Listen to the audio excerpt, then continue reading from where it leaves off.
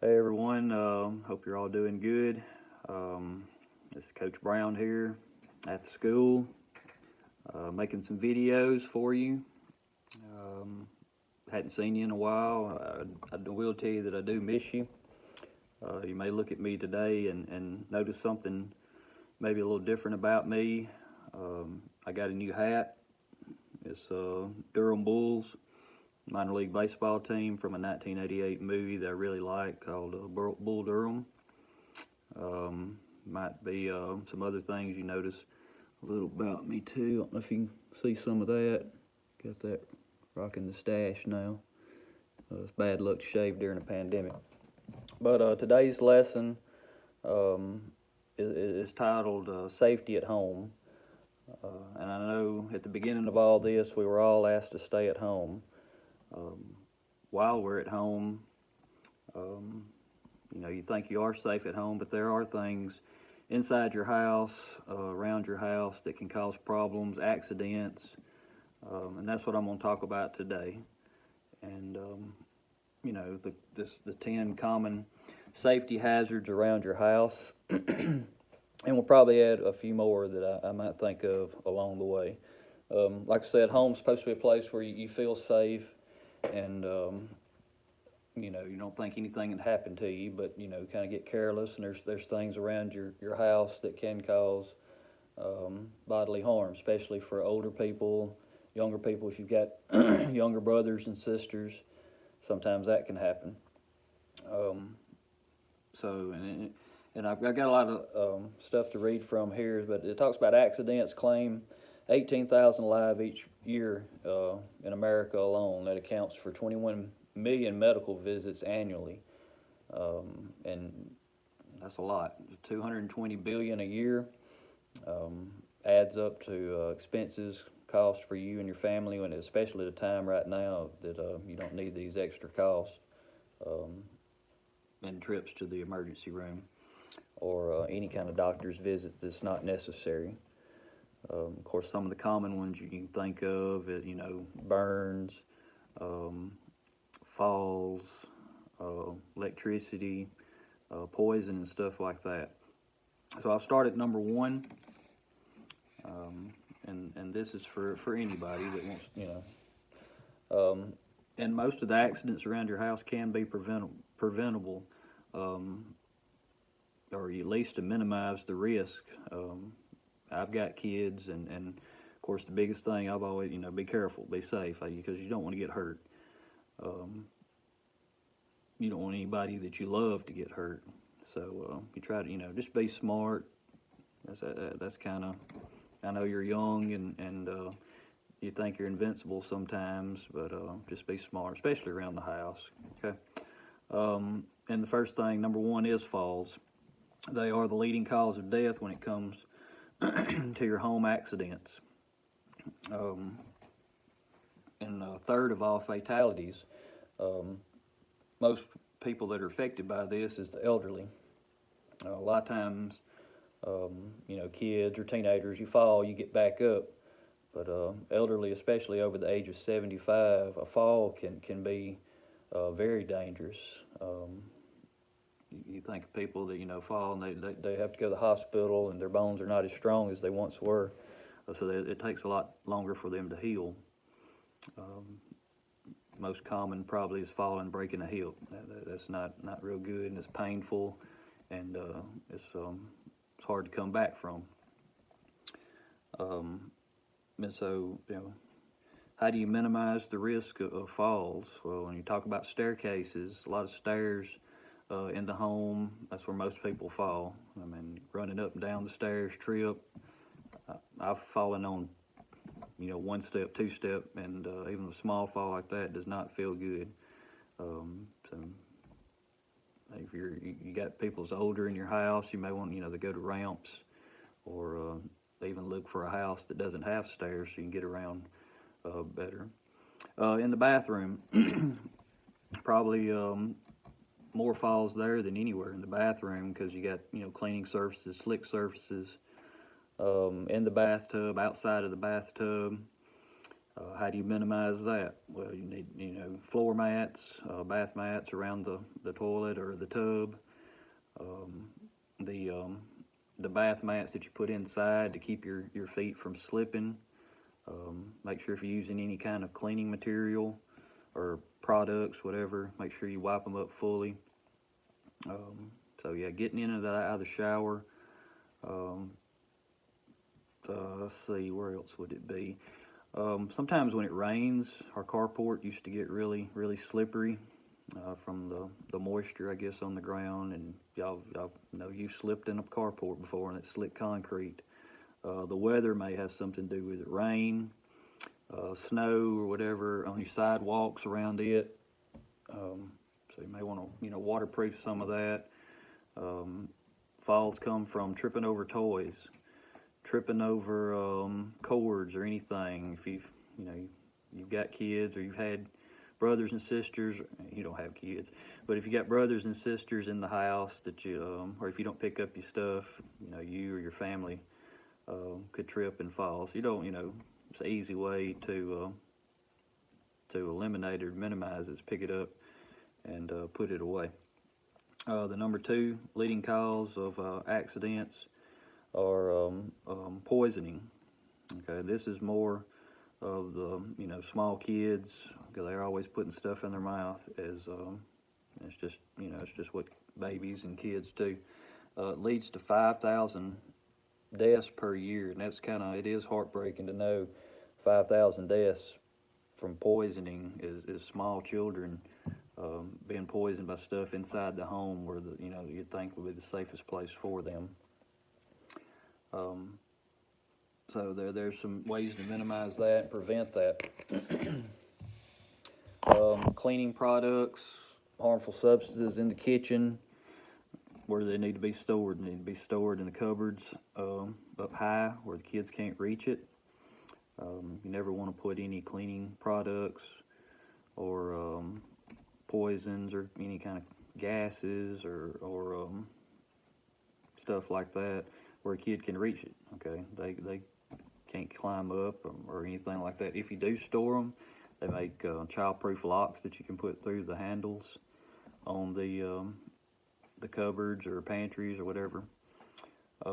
Paint, pesticides, stuff like that, gas. You don't want to keep that in your house. You want to keep that stored in your garage or somewhere outside. You don't really want that where kids are going to be. A lot of times they're going to be in the house all the time, so you don't want that kind of stuff in your house. Or always monitor children. Never leave them unattended. You wouldn't do that. Using containers that might have held food or something and putting poison or something in it. Never do that, because they may see, I don't know, Pringles can and think, associate that with chips. Well, then you might scoop up a fire ant poison, or that may be in a coffee can or something, and they stick their hand in, stick their mouth. Well, they poisoned themselves. Another way to minimize it is have the phone number to the poison control center. I have that available in case they swallow something. Like a lot of times people put out the rat poison, the pills, and you don't want your animals getting into it, but you especially don't want your kids coming up, picking up a piece of rat poison and putting it in their mouth, and then having to call poison control, calling your doctor, freaking out. So just ways to minimize that. Number 3 would be carbon monoxide. It's also called kind of the silent killer. It has an odorless smell.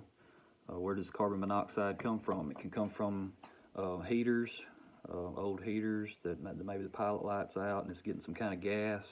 It's an odorless gas, cannot be detected or smelled. So you're not going to just say, "Hey, I smell carbon monoxide" when you get out of the house. A lot of people get poisoned from it from their automobiles in the garage. Maybe have the garage door down and crank the car in the cold weather to warm it up, and the exhaust is creating carbon monoxide, and it can kill you. Way to minimize that risk is there are carbon monoxide monoxide detectors. I've got one, and we'll talk about that also in here in a minute about fire alarms too. I've got a detector in my hunting camp because we use gas in there sometime and don't want to go to sleep and not wake up from something as simple as that. Same as anything else, you put a detector in your house, you need to test it regularly. Heaters, make sure you're checked annually for the pipes, and if you're not sure about it, you want to get somebody over a professional to check that.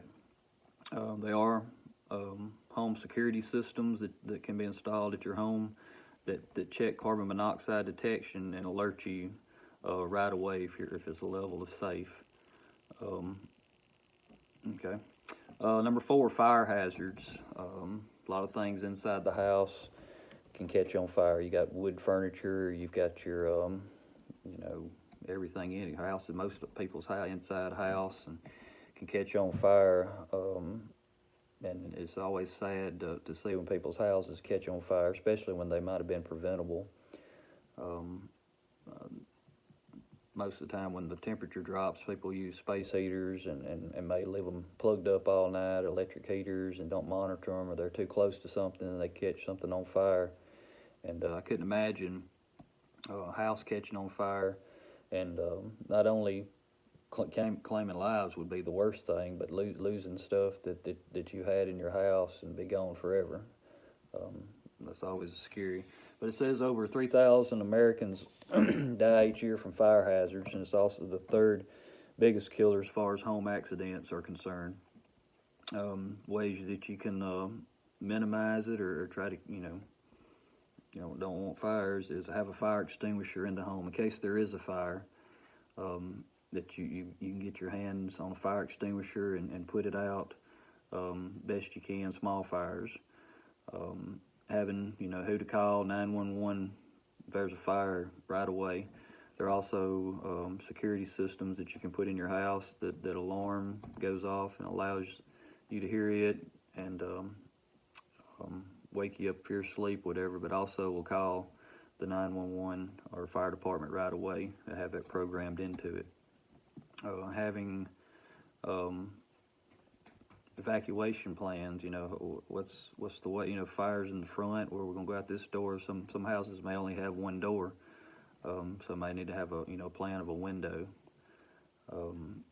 But also with the alarms, make sure you test them regularly. A lot of times the batteries go out and you'll hear like the annoying beep sound, and you may just take the battery out to avoid it, and then you completely forget that you didn't put a battery back in it.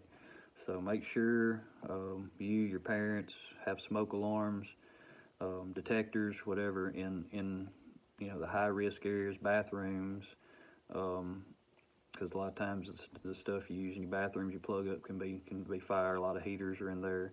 Kitchens especially, a lot of times you're cooking with heat, and bedrooms where you're asleep at, or in the hall, or a central location, or the living room, a central location in your home that allows you time to get up and put out the fire.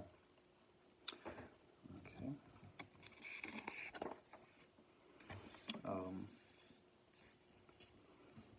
I was talking about cooking inside the kitchen. If there's a fire inside the kitchen, say a grease fire, you never want to put it out with water because that'll just spread it.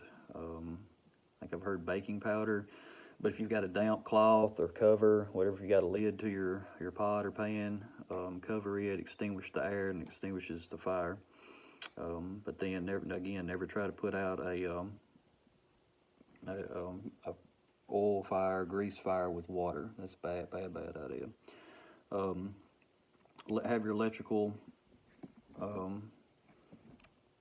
I guess the house tested, make sure, because sometimes older houses or whatever, or faulty electrician might have some, frayed wires, or animal may have damaged it, or just might not get the right voltage. So if you don't feel safe about it, or get somebody that's trained, professional technician to come over and check it out for you.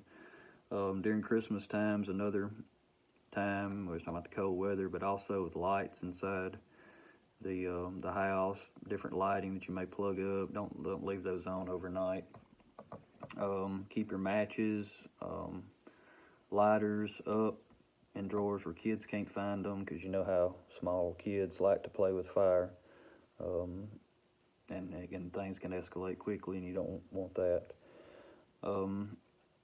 If you have a smoker, smoke cigarettes inside the home, make sure, that's a bad habit too. Don't smoke inside the home. But if you have smokers, make sure that cigarettes are extinguished properly and they're not left where they can flame back up.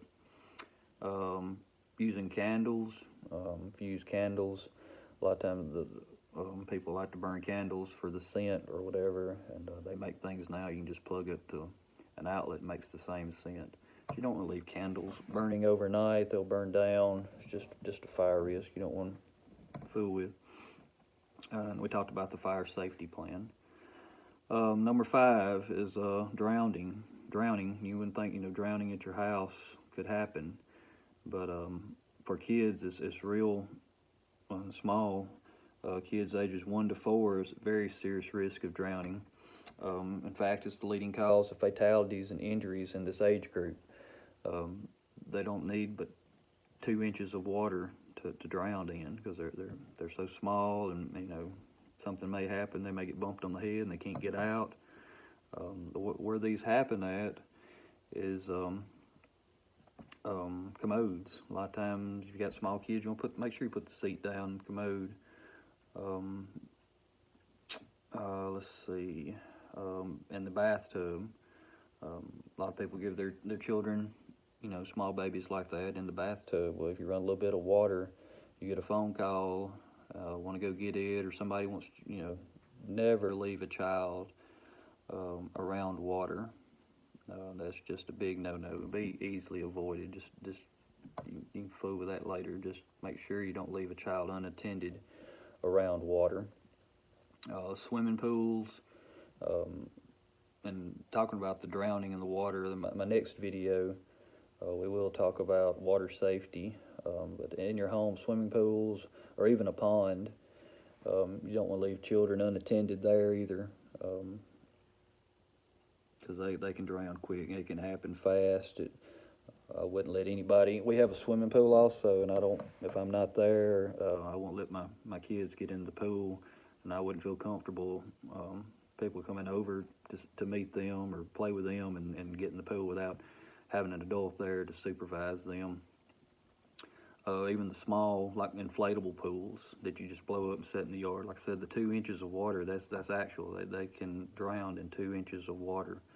I've heard stories of people drowning in bird baths, like a kid reaching over, slip and fall and hit their head, and it's just sad. This video, I'm sorry, but all this, kind of scaring you while you're at home, but it's for safety purposes, and I think it's something that you need to know. Also, around water, you don't want to use electrical items. Electricity and water do not mix. That you can shock and seriously injure yourself.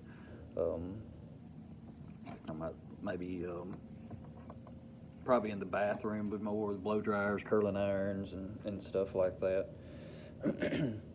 Number 6 is choking. Small children also with the choking hazard right there. Like we said, they like to put things in their mouth.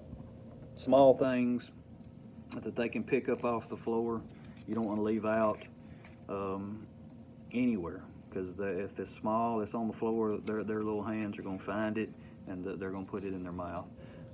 That's what we talked about, supervision. Always supervising small children. Y'all been around, you've seen kids. They're all touchy feely.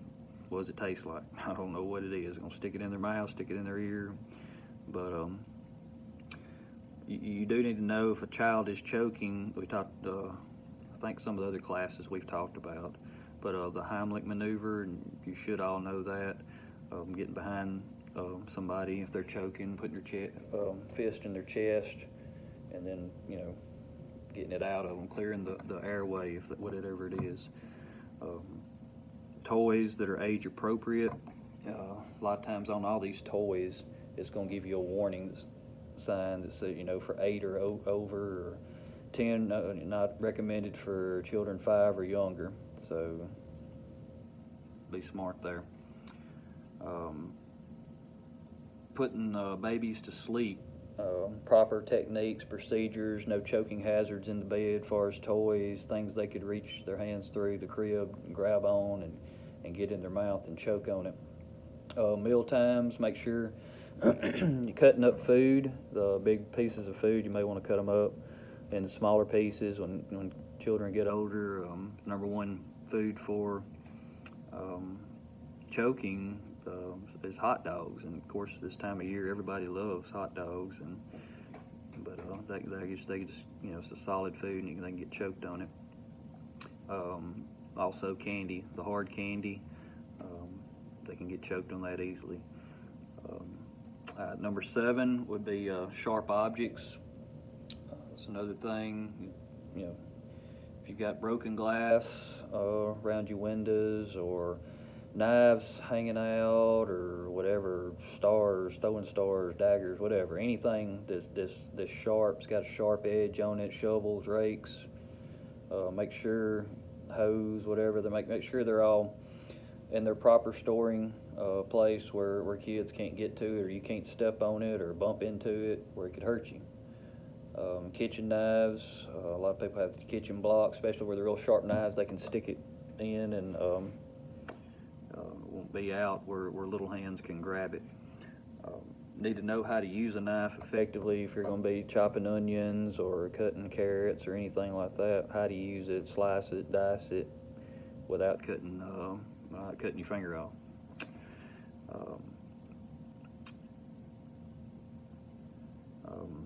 Sharp knives, especially like you like to hunt, keep those in scallops, skin them, keep them up with nothing. You want to have them stored safely, where small hands up high, where they can't get to them.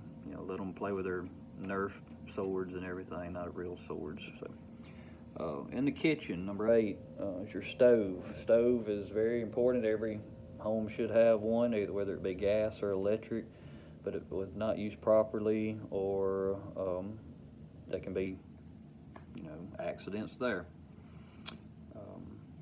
The danger, a variety of reasons. You cook with them, you bake with them, fry and everything. It's just really hot. If you're going to use the burners, the back burners are the better ones to use with small kids so they can't reach it. If you're cooking on multiple burners, make sure the handles are turned inwards where children's not hanging off the side of the stove. Boiling water to make some tea where they can reach up and grab it and pour it on top of themselves. Making sure you got the correct installation of your stove so it doesn't tip over.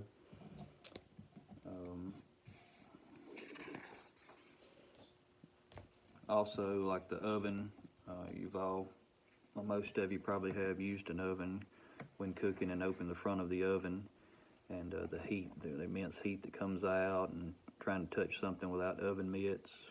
Make sure when you use the oven that you use oven mitts to pick things up. Number 9 is kind of one I really didn't think of, but like a dishwasher. Dishwasher is just easy access with the door open and knives and forks or whatever in there that a child can come up and grab it and injure themselves or somebody or household pet or whatever. The way to avoid that is place your knives and forks in the dishwasher always and put your blades down. That's for you. You may put it in there and you're picking up the clean dishes out of the dishwasher to put up, and you grab the blade instead of the handle. It can cut you pretty bad.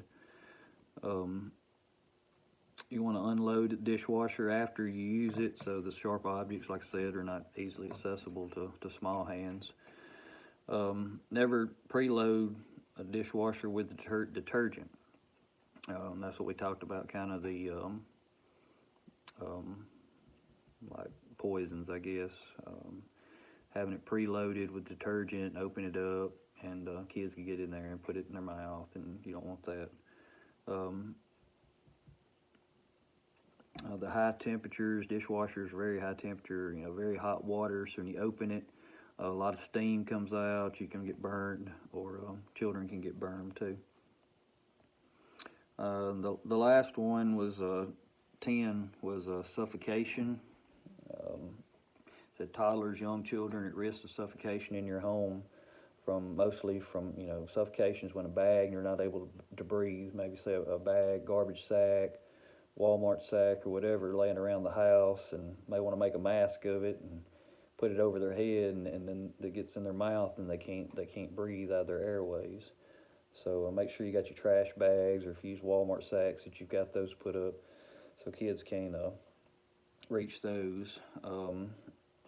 Small kids, if you're keeping them in a baby bed or whatever, make sure if you got blinds or something, the curtains, that the strings are out of the way.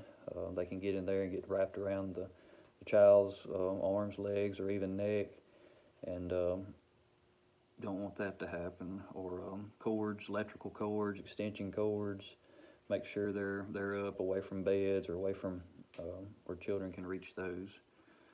So that was the 10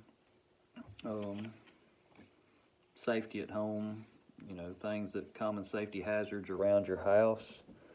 I hope you found this a little bit insightful, maybe learned something. Most of the stuff you're old enough you should know. Just be smart, be safe, and hope you and your family are doing good. Like I said, next video will be about water safety, and then I'll probably do one to go along with some of your biology. But I will tell you that I do miss you, and I'm looking forward to seeing you all in the fall, and be safe.